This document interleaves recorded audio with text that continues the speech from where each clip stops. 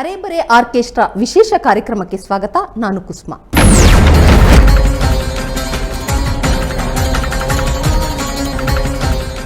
S ವೀಕ್ಷಕರೇ, ಕಲ್ಪತರ ನಾಡು, ಕಲಾವಿದರ ಬೀಡು, ಕಲೆಗಳ ತವರೂರು ನಮ್ಮ ತುಮಕೂರು.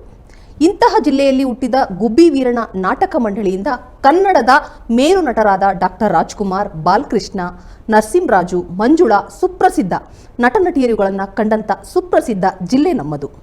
ಇಂತಹ ಜಿಲ್ಲೆಯಲ್ಲಿ ಇತ್ತೀಚಿನ ದಿನಗಳಲ್ಲಿ ಮುಜುಗರ ತರುವಂತಹ ಆರ್ಕೆಸ್ಟ್ರಾಗಳು ಹೆಚ್ಚಾಗ್ತಾ ಇದೆ. ಇಂಥ ಆರ್ಕೆಸ್ಟ್ರಾಗಳಿಂದಾಗಿ ನಿಜವಾದ ಕಲೆ ಮತ್ತು ಕಲಾವಿದರಿಗೆ ಬೆಲೆ ಇಲ್ಲದಂತಾಗ್ತಾ ಇದೆ. IPRS ನಿಂದ ಪರವಾನಗಿ ಇಲ್ಲದೆ ಹಾಗೂ ಅಸಭ್ಯವಾಗಿ ಅಶ್ಲೀಲವಾಗಿ ನೃತ್ಯ ಮಾಡಿಸುವ ಸಮಯದಲ್ಲಿ ಆಯಾ ಠಾಣಾ ವ್ಯಾಪ್ತಿಯಿಂದ ಅನುಮತಿ ಪಡೆಯದೆ ಸಾರ್ವಜನಿಕವಾಗಿ ಯುವ ಪೀಳಿಗೆ ಮುಂದೆ ಲೈವ್ ಬ್ಯಾಂಡ್ಗಿಂತಲೂ ಅಸಹ್ಯವಾಗಿ ನರ್ತಿಸ್ತಾ ಇದ್ದಾರೆ. ಇಂತಹ ಆರ್ಕೆಸ್ಟ್ರಾಗಳಿಗೆ ಕಡಿವಾಣ ಹಾಕೋದೇಗೆ? ಇಂತಹ ಆರ್ಕೆಸ್ಟ್ರಾಗಳನ್ನು ಕಂಡರೂ ಕೆಲ ಅಧಿಕಾರಿಗಳು ಸುಮ್ಮನೆ ಇರೋದ್ಯಾಕೆ? ಕಾನೂನು ಅಡಿಯಲ್ಲಿ ಇರಬಹುದಾದ ಶಿಷ್ಟಾಚಾರಗಳು ಏನು? ಇದೆಲ್ಲದರ ಬಗ್ಗೆ ಚರ್ಚೆ ಮಾಡ್ತಾ ಹೋಗೋಣ. ಈ ವಿಚಾರವಾಗಿ ನಮ್ಮ ಜೊತೆ ಮಾತಾಡಲಿಕ್ಕೆ ವಕೀಲರಾದಂಥ ರಂಗರಾಜು ಸರ್ ಇದ್ದಾರೆ. ಸರ್, ಕಾರ್ಯಕ್ರಮಕ್ಕೆ ಸ್ವಾಗತ. ನಮಸ್ತೆ. ಹಾಗೆ ಇದ್ರ ಬಗ್ಗೆ ಮಾತಾಡಲಿಕ್ಕೆ ನಮ್ಮ ಜೊತೆ ಹಿರಿಯ ಗಾಯಕಿ ಆದಂಥ ರತ್ನಮ್ಮ ಅವರಿದ್ದಾರೆ. ಮೇಡಮ್, ಕಾರ್ಯಕ್ರಮಕ್ಕೆ ಸ್ವಾಗತ. ಮತ್ತೆ ಅದೇ ರೀತಿಯಲ್ಲಿ ಇನ್ನೂ ಒಬ್ಬ ಹಿರಿಯ ಗಾಯಕರಾದಂಥ ರೇಣುಕಾ ಪ್ರಸಾದ್ ಅವರು ನಮ್ಮ ಜೊತೆ ಇದ್ದಾರೆ. ಸರ್, ಕಾರ್ಯಕ್ರಮಕ್ಕೆ ಸ್ವಾಗತ. ಎಸ್, ನಾನು ಮೊದಲನೇ ಪ್ರಶ್ನೆ ಸರ್ ನಿಮಗೆ ಕೇಳ್ತೀನಿ. ಆರ್ಕೆಸ್ಟ್ರಾದಲ್ಲಿ ಇಷ್ಟೊಂದು ಅಶ್ಲೀಲವಾಗಿ ಅಸಹ್ಯವಾಗಿ ನೃತ್ಯಗಳನ್ನ ಮಾಡಿಸ್ತಿರೋದ್ರ ಬಗ್ಗೆ ನೀವು ತುಂಬ ಹೋರಾಟಗಳನ್ನ ಮಾಡ್ತಿದ್ದೀರಾ, ಅದು ಸಂತೋಷ, ಓಕೆ. ಆದರೆ ನಿಮ್ಮ ಪ್ರಕಾರ ಆರ್ಕೆಸ್ಟ್ರಾ ಅಂದರೆ ಹೇಗಿರಬೇಕು? ಆರ್ಕೆಸ್ಟ್ರಾ ಅಂದರೆ ಇಂದಿನ ಕಾಲದಲ್ಲಿ ಅದೊಂದು ರಸಮಂಜರಿ ಕಾರ್ಯಕ್ರಮ. ಅದು ತುಂಬ ಅಚ್ಚುಕಟ್ಟಾಗಿ ಸಭ್ಯತೆಯಿಂದ ಗೌರವವಾಗಿ ಕಲಾವಿದರನ್ನು ತುಂಬ ಗೌರವಿತವಾಗಿ ನೋಡುವಂಥ ಕಾರ್ಯಕ್ರಮವಾಗಿತ್ತು. ಸ್ಥಳೀಯರು ಕೂಡ ಅವರ ನಟಿಯರುಗಳನ್ನ ಬಿಂಬಿಸಿಕೊಂಡು ಯಾವ ರೀತಿ ಅಂದರೆ ರಾಜ್ಕುಮಾರ್ ಹಾಡನ್ನು ರಾಜ್ಕುಮಾರ್ ಅವರದ್ದೇ ಅನುಕರಣೆಯಲ್ಲಿ ಹಾಡ್ತಾ ಇರಬೇಕಾದ್ರೆ ರಾಜ್ಕುಮಾರ್ ಅವ್ರನ್ನೇ ನೋಡೋ ನಿಟ್ಟಿನಲ್ಲಿ ನೋಡ್ತಾ ಇದ್ರು. ತುಂಬ ಕಲರ್ಫುಲ್ ಆಗಿರ್ತಿತ್ತು. ಆದರೆ ಇತ್ತೀಚೆಗೆ ಏನಾಗಿದೆ ಅಂದರೆ ಗಾಯನ ಸಮೂಹಕ್ಕೆ, ಗಾಯಕರುಗಳಿಗೆ, ಗಾಯಕಿಯರುಗಳಿಗೆ ಇದೆಲ್ಲ ಮೊಟಕ್ಕೆ ಹಾಕಿ ಕೇವಲ ಅರೆಬರೆ ಬಟ್ಟೆಗಳನ್ನು ತೊಟ್ಟು ನೃತ್ಯ ಮಾಡುವ, ಅಸಭ್ಯ ಮತ್ತು ಅಶ್ಲೀಲವಾಗಿ ನೃತ್ಯ ಮಾಡ್ತಿರುವ ಹೆಣ್ಣು ಮಕ್ಕಳ ಒಂದು ವೇದಿಕೆ ಸೃಷ್ಟಿ ಮಾಡಿಕೊಂಡಿದ್ದಾರೆ. ಅದರ ಬಗ್ಗೆ ತುಂಬ ನೋವಿದೆ. ಓಕೆ, ಎಸ್ ಮೇಡಮ್, ನೀವು ಎಷ್ಟು ವರ್ಷದಿಂದ ಹಾಡಾಡ್ತಾ ಇದ್ದೀರಾ? ಮೇಡಮ್, ನಾನು 28 ವರ್ಷದಿಂದ ನಾನು ಈ ಆರ್ಕೆಸ್ಟ್ರಾದಲ್ಲಿ ಹಾಡಾಡ್ತಾ ಇದ್ದೀನಿ. ಜನಪದ ಗೀತೆ, ಭಾವಗೀತೆ, ಭಕ್ತಿಗೀತೆ ಎಲ್ಲ ಸಾಂಗುಗಳನ್ನು ನಾವು ಹಾಡ್ತಿದ್ದು ಮೇಡಮ್, ಮೊದಲಿಂದ. ಓಕೆ ಮೇಡಮ್, ಸರ್, ನಾನು ನಿಮಗೆ ಕೇಳೋ ಪ್ರಶ್ನೆ, ಇತ್ತೀಚಿನ ದಿನಗಳಲ್ಲಿ ಈ ರೀತಿ ಅಸಭ್ಯವಾಗಿ ಡ್ಯಾನ್ಸ್ ಇರ್ಬೋದು, ಆ ಥರ ಕಾರ್ಯಕ್ರಮಗಳ ಅಗತ್ಯ ಆರ್ಕೆಸ್ಟ್ರಾಗೆ ಏನಿದೆ? ಮೇಡಮ್, ಏನಾಗಿದೆ ಅಂದರೆ ಇಲ್ಲಿ ಏನು ಅಗತ್ಯ ಇಲ್ಲ. ಅವರು ಪಾರ್ಟಿಗಳು ಹೇಳಲ್ಲ, ಮಾಡಿಸಿ ಅಂತ ಹೇಳಲ್ಲ. ಕೆಲವು ಕಡೆ ಕೇಳ್ತಾರೆ, ಕೇಳಿದ ಕಡೆ ಕೆಲವು ಕಡೆ ಕೇಳಲ್ಲ. ಇವರೆಲ್ಲ ಕಡೆ ಎಲ್ಲ ಸ್ಟೇಜ್ಗಳು ಒಂದೇ ಥರ, ಕೇಳಲೇ ಬಿಡಲಿ ಅಶ್ಲೀಲವಾದ ನೃತ್ಯ ಆರಿಸ್ತಾ ಇರೋದು. ಓಕೆ, ಎಸ್ ಸರ್, ಈ ಒಂದು ಅಸಭ್ಯ ನೃತ್ಯಗಳು ಆರ್ಕೆಸ್ಟ್ರಾಗೆ ಅನಿವಾರ್ಯ ಆಗಿದೆಯಾ ಸರ್? ಇಲ್ಲ ಮೇಡಮ್, ಅನಿವಾರ್ಯತೆ ಇಲ್ಲ. ಅನಿವಾರ್ಯ ಬೇಕಾಗಿರೋದು ನಮಗೆ ಕಲೆ ಸಂಸ್ಕೃತಿ. ನೀವೇನು ಈಗ ಮಾತಾಡ್ತಾ ಇದ್ದೀವಿ, ಹೊರಟಿದ್ದೀವಿ, ಕಲೆ ಸಂಸ್ಕೃತಿ ಮತ್ತು ನಿಜವಾದ ಒಂದು ತುಮಕೂರಿನ ಕಲೆಯನ್ನು ಉಳಿಸ್ಬೇಕು ಅನ್ನೋದು ಅದೊಂದು ಅನಿವಾರ್ಯತೆ ಇಲ್ಲ. ಎಸ್ ಸರ್, ಈ ರೀತಿಯಾದಂಥ ನೃತ್ಯಗಳು ಒಂದು ಇತ್ತೀಚೆಗೆ ಹೆಚ್ಚಾಗ್ತಿರೋದು ಯಾಕೆ? ಈ ರೀತಿಯ ನೃತ್ಯಗಳು ಹೆಚ್ಚಾಗ್ತಿರೋದು ಏನಕ್ಕೆ ಅಂತಂದರೆ, ಎಲ್ಲ ಯುವ ಪೀಳಿಗೆಯರು ಸಾಮಾಜಿಕ ಜಾಲತಾಣಗಳಲ್ಲಿ ಮತ್ತು ಸಿನಿಮಾಗಳಲ್ಲಿ ತುಂಬ ಐಟಮ್ ಸಾಂಗ್ ಅಂತ ಅದಕ್ಕೆ ರೂಪ ರೇಷೆಗಳನ್ನು ಕೊಟ್ಟು ಅದೇ ಮಾದರಿಯಲ್ಲಿ ನರ್ತನವನ್ನು ನೋಡಿ ಅದೇ ಮಾದರಿಯಲ್ಲಿ ಸಾರ್ವಜನಿಕ ಸ್ಥಳಗಳಲ್ಲಿ ಇವರು ಅರೆಬರೆ ಬಟ್ಟೆಗಳನ್ನ ಹಾಕೊಂಡು ಯುವ ಪೀಳಿಗೆಯನ್ನು ಆಕರ್ಷಿಸುವ ಸಲುವಾಗಿ ಈ ರೀತಿಯಾಗಿ ನೃತ್ಯವನ್ನು ಮಾಡಿಸಿ ಹೆಚ್ಚಿನ ಅವಕಾಶಗಳನ್ನು ಗಿಟ್ಟಿಸ್ಕೊತಾ ಇದ್ದಾರೆ.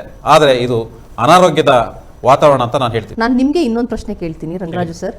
ಈ ಒಂದು ಅಸಭ್ಯವಾದ ನೃತ್ಯ ನಮ್ಮ ತುಮಕೂರಿನ ಆರ್ಕೆಸ್ಟ್ರಾಗಳಲ್ಲಿ ಯಾವ ಆರ್ಕೆಸ್ಟ್ರಾಯಿಂದ ಶುರುವಾಯಿತು? ಮೂಲತಃ ಇದು 2002ರಿಂದನೂ ಪ್ರಾರಂಭ ಆಗಿದೆ. ತುಮಕೂರು ನಗರದ TR ರಾಘವೇಂದ್ರ ಅವರವರ ಮಾಲೀಕತ್ವದಲ್ಲಿ ಜ್ಯೋತಿ ಮೆಲೋಡಿಸ್ ಅವರ ತಂಡದಲ್ಲಿ ಈ ಒಂದು ನೃತ್ಯ ಪ್ರಾರಂಭ ಆಗಿದ್ದು. ಕಾರಣ ಅವರುಗಳು ಯಾವ ರೀತಿ ಅಂತಂದರೆ, ಆರ್ಕೆಸ್ಟ್ರಾ ಅದನ್ನು ಒಂದು ಬೇರೆ ಹಂತಕ್ಕೆ ತೆಗೆದುಕೊಂಡು ಹೋಗಬೇಕು ಅನ್ನೋ ನಿಟ್ಟಿನಲ್ಲಿ, ಹೆಚ್ಚಿನ ಅವಕಾಶಗಳನ್ನ ಗಿಟ್ಟಿಸ್ಕೋಬೇಕು ಅನ್ನೋ ನಿಟ್ಟಿನಲ್ಲಿ ಹೆಣ್ಣು ಮಕ್ಕಳನ್ನ ಈ ರೀತಿ ನೃತ್ಯ ಮಾಡಿಸಿದರೆ ಸಂಪೂರ್ಣವಾಗಿ ನಾನು ತುಂಬ ಕಾರ್ಯಕ್ರಮವನ್ನು ಮಾಡ್ಬೋದು, ಜನರಿಗೆ ಆಕರ್ಷಿಸ್ಬೋದು. ಹಾಗೆ ಲೈವ್ ಬ್ಯಾಂಡ್ಗಿಂತ ಅಸಹ್ಯವಾಗಿ ಮಾಡೋದಲ್ಲಿ ಸಾರ್ವಜನಿಕರಿಗೆ ಸುಲಭವಾಗಿ ಉಚಿತವಾಗಿ ಈ ರೀತಿಯ ಪ್ರದರ್ಶನ ಸಿಕ್ಕಾಗ ಆಟೋಮೆಟಿಕಲಿ ಅವರಿಗೆ ಕಾರ್ಯಕ್ರಮ ಹೆಚ್ಚಾಗುವ ಸಂದರ್ಭ ಅವರೇ ಒದಗಿಸ್ಕೊಂಡಿರ್ತಾರೆ. ಹೌದು, ಅವ್ರ ಡಿಮ್ಯಾಂಡ್ ಕ್ರಿಯೇಟ್ ಮಾಡ್ಕೊಳ್ಳೋಕ್ಕೋಸ್ಕರ ಇಂಥ ಒಂದು ಅಸಭ್ಯವಾದ ಕೆಲಸಗಳನ್ನ ಮಾಡ್ತಾ ಇದ್ದಾರೆ. ಓಕೆ ಮೇಡಮ್, ನೀವು ಹಿರಿಯ ಗಾಯಕರಾಗಿ ನಾನು ನಿಮಗೆ ಕೇಳೋದು, ಈ ಥರ ಒಂದು ಅಸಭ್ಯತನದಿಂದ ಅಸಹ್ಯಕರವಾದದಿಂದ ನಿಮ್ಮಂಥ ಹಿರಿಯ ಗಾಯಕರಿಗೆ ಯಾವ ರೀತಿ ತೊಂದರೆಗಳುಂಟಾಗ್ತಾ ಇದ್ದಾವೆ? ಮೇಡಮ್, ಅದನ್ನ ಹೇಳ್ಕೊಳಕ್ಕೆ ಆಗಲ್ಲ. ನಾವು ಯಾವ ರೀತಿ ನಮಗೆ ತೊಂದರೆ ಆಗಿದೆ ಅಂದ್ರೆ, ನಾವು ಅವಾಗ ಹಾಡ್ತಿದ್ದು ಸಾಂಗ್ಗಳೇ ನಮ್ಗೆ ಹೇಳ್ಕೊಡ್ತಿದ್ದವರು ಮಾಸ್ಟ್ರುಗಳು ಪ್ರತಿಯೊಂದು ನಾವು ಸಿಂಗಿಂಗ್ನೇ ನಾವು ತಗೊಂಡು ಅದನ್ನ ನಾವು ಪ್ರಾಕ್ಟೀಸ್ ಅಂತ ಮಾಡಿದ್ಮೇಲೆ ನಾವು ವೇದಿಕೆ ಎತ್ತಿಸ್ತಿದ್ದು. ನಮ್ಗಳಿಗೆ ವೇದಿಕೆ ಎತ್ತಿಸಿದಾಗ ಅವಾಗಲೇ ನಮ್ಗೆ 150 ರೂಪಾಯಿ ಸಂಬಳ. ನಮ್ಗೆ ಅವಾಗ ಹಾಡ್ಬೇಕಂದ್ರೆ ಅವಾಗ್ಲೇ 150 ರೂಪಾಯಿ ಸಂಬಳದಿಂದಲೂ ನಾವು ಹಾಡಿ ಇಲ್ಲಿವರೆಗೂ ನಾವು ಕಲ್ತಿದೀವಿ ಅಂದ್ರೆ ನಾವು ಒಬ್ರು ಒಂಥರ ಮೂಲೆ ಗುಂಪಾಗಿ ಹೋಗಿದೀವಿ. ಇವತ್ತು ಏನಕ್ಕೆ ಮೂಲೆ ಗುಂಪಾಗಿದ್ದೀವಿ ಅಂದ್ರೆ, ಯಾರೋ ಕೆಟ್ಟದಾಗ ಹಾಡೋರ್ನೇ ತಗೊಂಡ್ ಬಂದು ಇವ್ರನ್ನ ಪ್ರಚೋದನೆ ಮಾಡ್ಕೊಂಡು ಅವರೇ ತುಂಬಾ ಚೆನ್ನಾಗಿ ಹಾಡ್ತಾರೆ ಅಂತ ಕಾಮೆಂಟ್ಗಳನ್ನ ಮಾಡ್ತಾರೆ. ಆದ್ರೆ ಎಂತೆಂತ ಒಳ್ಳೆ ಸಿಂಗರ್ಸ್ಗಳಿದ್ದಾರೆ, ಅವರೆಲ್ಲ ಮೂಲೆ ಗುಂಪಾಗಿದ್ದಾರೆ ಮೇಡಮ್. ಇವತ್ತು ಇಡೀ ತುಮಕೂರು ಜಿಲ್ಲೆ ಒಳಗಡೆ ನಾನ್ ನೋಡಿರೋ ಪ್ರಕಾರ ಎಷ್ಟು ಜನ ಕಲಾವಿದರುಗಳು ಅವ್ರಿಗೆ ನಿಜವಾಗ್ಲೂ ತಿನ್ನಕ್ಕೂ ಅನ್ನ ಇಲ್ಲ, ಅವ್ರಿಗೊಂದು ಟ್ಯಾಬ್ಲೆಟ್ಸ್ ತಗೊಳಕ್ ಆಗ್ತಿಲ್ಲ, ಪ್ರತಿ ಒಂದು ಅವ್ರ ಕೂಲಿಗೂ ಹೋಗಕ್ ಆಗ್ತಿಲ್ಲ. ಯಾಕೆಂದ್ರೆ ನಮ್ಮನ್ನ ಮೇಕಪ್ ಮಾಡ್ಕೊಂಡು ಸ್ಟೇಜ್ ಮೇಲೆ ನಿಂತ್ಕೊಂಡು ಹಾಡೋದು ಗೊತ್ತು, ಕೂಲಿ ಮಾಡೋದು ಗೊತ್ತಿಲ್ಲ. ಯಾಕೆಂದ್ರೆ ನಮ್ಮನ್ನ ಕೂಲಿಗೆ ಯಾರು ಕರೀತಾ ಇಲ್ಲ. ಯಾಕೆಂದ್ರೆ ನೀವು ಬಣ್ಣ ಬಳ್ಕೊಂಡು ಆರ್ಕೆಸ್ಟ್ರಾದಲ್ಲೆಲ್ಲ ಹಾಡಿರೋರು ನೀವು ಇಲ್ಲಿ ಬಂದು ಕೂಲಿ ಮಾಡ್ತೀರಾ ಅಂತ ಕೇಳ್ತಾರೆ. ಅವಾಗ ನಮ್ಮ ಮನಸ್ಸು ಏನಾಗುತ್ತೆ ಅಂತ ನೀವು ತಿಳ್ಕೊಳ್ಳಿ ಮೇಡಮ್. ಯಾಕೆಂದ್ರೆ ಇಷ್ಟು ನೋವಲ್ಲಿ ನಾನು ಹೇಳ್ತಿದ್ದೀನಿ ಅಂದ್ರೆ, ನಾನು 28 ವರ್ಷದಿಂದ ನಾನು ಆರ್ಕೆಸ್ಟ್ರಾ ಮಾಡಿದ್ದೀನಿ.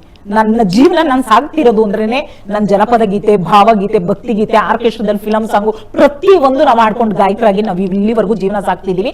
ಆದ್ರೆ ಇಲ್ಲೊಂದು 7-8 ವರ್ಷ 10 ವರ್ಷದಿಂದನೂ ನಮ್ಗೆ ಆಡಕ್ಕೆ ಯಾರೂ ನಮ್ಗೆ ಅವಕಾಶಗಳು ಕೊಡ್ತಿಲ್ಲ. ಯಾಕೆಂದ್ರೆ ಈ ತರ ನಾಟಕಗಳು, ಈ ತರ ಡ್ಯಾನ್ಸ್ಗಳು ಬಂದ್ಬಿಟ್ಟು ನೀವು ಹಾಡೋರೇ ಬೇಡ, ಸಿಂಗಿಂಗೇ ಬೇಡ, ನಮ್ಗೇನಿದ್ರು ಡ್ಯಾನ್ಸ್ ಬೇಕು, ಆ ಇಬ್ರು ನಿಮ್ ಪೇಮೆಂಟ್ಗೆ ಇಬ್ರು ಡ್ಯಾನ್ಸರ್ಗಳು ಬರ್ತಾರೆ ಅನ್ನೋದನ್ನ ಯಾವ ಆರ್ಕೆಸ್ಟ್ರಾದಲ್ಲೂ ಸಿಂಗರ್ನ ಹಾಕಲ್ಲ, ಡ್ಯಾನ್ಸರ್ನ ಹಾಕಿ ಅವ್ರಿಗೆ ಒಂದು ಪ್ರಚೋದನೆ ಮಾಡ್ತಾ ಇದ್ದಾರೆ ಹೊರತು ಹಿರಿಯ ಕಲಾವಿದರೇ ಆಗ್ಲಿ, ಕಲ್ತಿರೋರೇ ಆಗ್ಲಿ, ಏನೇ ಒಂದ್ ಮಾಡಿರೋರ್ಗು ಇಲ್ಲಿ ಅವಕಾಶ ಇಲ್ಲ ಮೇಡಮ್. ಎಸ್ ರಂಗರಾಜು ಸರ್, ಈಗ ಇವ್ರು ಹೇಳ್ದಾಗೇನೆ ಇತ್ತೀಚೆಗೆ ಆರ್ಕೆಸ್ಟ್ರಾ ಅಂದ್ರೆ ಬರೇ ಒಂದು ವಲ್ಗರ್ ಡ್ಯಾನ್ಸ್ ಬಿಟ್ರೆ ಬೇರೆ ಏನೂ ಇಲ್ಲ. ಸಿಂಗಿಂಗ್ ಅನ್ನೋದು ಹೊರಟೋಗಿದೆ, ಆ ಸಂಸ್ಕೃತಿ ಅನ್ನೋದು ಹೊರಟೋಗಿದೆ. ಯೂಶಲಿ ಆರ್ಕೆಸ್ಟ್ರಾಗಳನ್ನ ನಾವೇನು ಕರೆಸ್ತೀವಿ, ಯಾರೇ ಆಗ್ಲಿ ಒಂದು ಪಬ್ಲಿಕ್ ರಿಲೇಟೆಡ್ ಪ್ರೋಗ್ರಾಮ್ಸ್ಗೆ. ಆ ಪಬ್ಲಿಕ್ ಇರುತ್ತೆ ಅನ್ನೋ ಭಯ ಹಂಜಿಕೆ ಏನೂ ಇಲ್ಲದೆ ಈ ತರ ಒಂದು ಅಸಭ್ಯತನ ಜಾಸ್ತಿ ಆಗಿರೋದು ಸಮಾಜಕ್ಕೆ ದೊಡ್ಡ ಮಾರ್ಕ. ಇದ್ರ ಬಗ್ಗೆ ನೀವೇನ್ ಹೇಳ್ತೀರಾ? ಸಮಾಜಕ್ಕೆ ಮಾರಕ ಅನ್ನೋದು ಒಂದು ಕಡೆ ಆದರೆ ಯಾವ ಮಟ್ಟಕ್ಕೆ ಇದು ಪರಿಣಾಮ ಬೀರುತ್ತೆ ಅಂತಂದರೆ, ದಿನೇ ದಿನೇ ನಾವು ನೋಡ್ತಾ ಇದ್ದೀವಿ. ಇತ್ತೀಚೆಗೆ ನಮ್ಮ ಭಾರತದಲ್ಲಿ, ಅದರಲ್ಲೂ ಗುಜರಾತ್, ಹರಿಯಾಣ, ಜೈಪುರ್ ಈ ಭಾಗದಲ್ಲಿ ಈ ರೀತಿಯ ನೃತ್ಯಗಳನ್ನ ನೋಡ್ತಾ ಇದ್ವಿ. ಆದರೆ ಈಗ ಕರ್ನಾಟಕದಲ್ಲಿ ಅದು ಯಾವ ಮಟ್ಟಕ್ಕೆ ಮನೆ ಮಾಡಿಕೊಂಡಿದೆ ಅಂದರೆ, ತುಮಕೂರು ನಗರ, ಕರ್ನಾಟಕದ ಎಲ್ಲ ಕಡೆಯೂ ತುಮಕೂರು ಆರ್ಕೆಸ್ಟ್ರಾ ಅಂದರೆ ಹೆಸರುವಾಸಿ. ಕಾರಣ ಏನಪ್ಪ ಅಂತಂದರೆ, ಈ ರೀತಿಯ ಅಸಭ್ಯ ಮತ್ತು ಅಶ್ಲೀಲವಾದ ನೃತ್ಯಗಳ ಹೆಚ್ಚಿನ ಪ್ರದರ್ಶನ ಮಾಡ್ತಾ ಇರೋದ್ರಿಂದ ತುಮಕೂರು ಆರ್ಕೆಸ್ಟ್ರಾ ಮಾಲೀಕರು ಸುಲಭವಾಗಿ ಹಣ ಸಂಪಾದನೆ ಮಾಡಲು, ಆ ನೃತ್ಯ ಕಲಾವಿದರು ಕೂಡ ಇದಕ್ಕೆ ಮೈಗೂಡಿಸ್ಕೊಂಡು ಇದೇ ಮಾದರಿಯಾಗಿ ಆಕರ್ಷಣೆ ಮಾಡೋದು, ಯುವ ಪೀಳಿಗೆಯ ಮುಂದೆ ಹೋಗಿ ಅವರ ಅಂಗಾಂಗ ಪ್ರದರ್ಶನ ಮಾಡೋದು, ಚಮಕ್ ಮಾಡೋದು, ಮತ್ತು ಮಕ್ಕಳನ್ನೆಲ್ಲ ಸ್ಟೇಜ್ ಮೇಲೆ ಕರ್ಕೊಂಬಂದು ಅವ್ರನ್ನ ಕೆಟ್ಟ ರೀತಿಯಲ್ಲಿ ಅಸಭ್ಯವಾಗಿ ವರ್ತನೆ ಮಾಡ್ತಾ ಇರೋದು ತುಂಬ ಹೆಚ್ಚಾಗ್ತಿದೆ. ಅದಲ್ಲದೆ ಈ ಆರ್ಕೆಸ್ಟ್ರಾಗಳಲ್ಲಿ ಈ ಗಾಯನ ಸಮೂಹಕ್ಕೆ ಸಂಪೂರ್ಣವಾಗಿ ಅದನ್ನು ಮಟ್ಟ ಹಾಕಿ ಕೇವಲ ನೃತ್ಯ ಪ್ರದರ್ಶನ ಮಾಡಿಕೊಂಡು ಹೆಚ್ಚಿನ ಸಂಪಾದನೆ ಮಾಡ್ತಿದ್ದಾರೆ.